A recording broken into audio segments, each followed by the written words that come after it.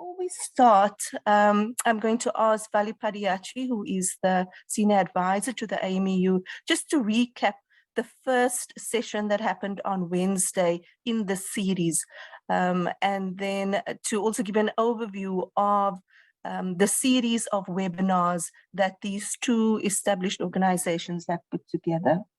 We're also hoping out of this discussion that we can find a way forward in terms of the striking energy crisis that we have, and hopefully some of the inputs and case studies from the municipalities themselves will show us some of the steps that can be taken.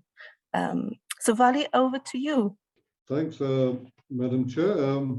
Sanbunani, Dumolang, Kuyamore. Good morning, ladies and gentlemen, distinguished guests, members of the media, fellow panelists, program director, and as I say, all protocol duly observed.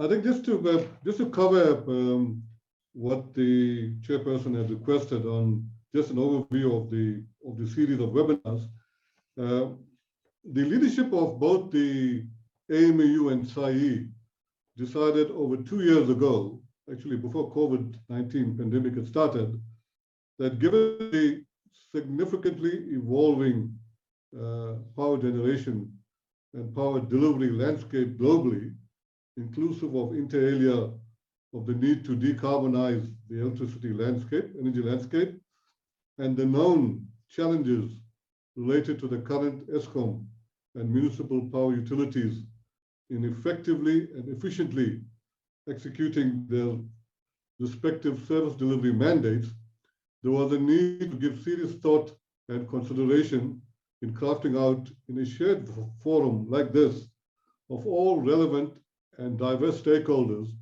by debating, deliberating, discussing views, ideas, positions, etc.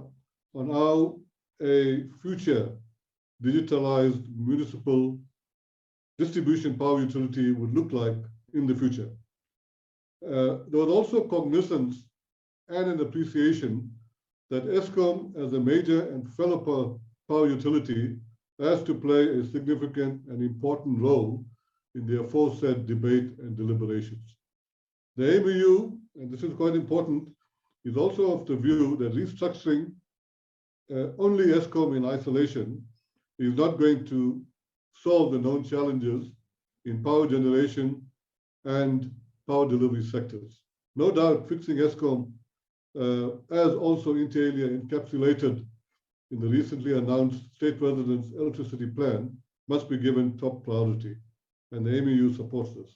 But the restructuring of the EDI per se must follow soon as part of any future South African power utilities going forward. So pursuant to that, ladies and gentlemen, the leadership or the organizing committee of AMEU and SAIEE decided to have 6 webinar sessions, and bearing in mind that this is just to whet your appetite, we will in the future go into details and have further longish webinars on each of the subject matter. So the first one that we had yesterday was highly successful, was future proofing of that future utility. And today we'll cover the just energy transition aspects of that journey, because the JET will form a significant part of the journey, and we'll hear lots of that this morning. And then on the third session, which will be coordinated by Atif van der Merwe, will be on the evolving business models. I think that's going to be a significant part of the journey. The fourth one will cover physical asset management, and that's going to play a great role in the context of grid integrity, grid strengthening in the 3 years of crisis situation.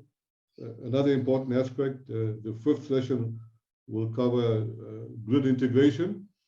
And then the last but not least, which will underpin all of the previous sessions, will be the 3 Ds. And that's very quickly what we covered yesterday. And I don't want to go into detail, just eye level.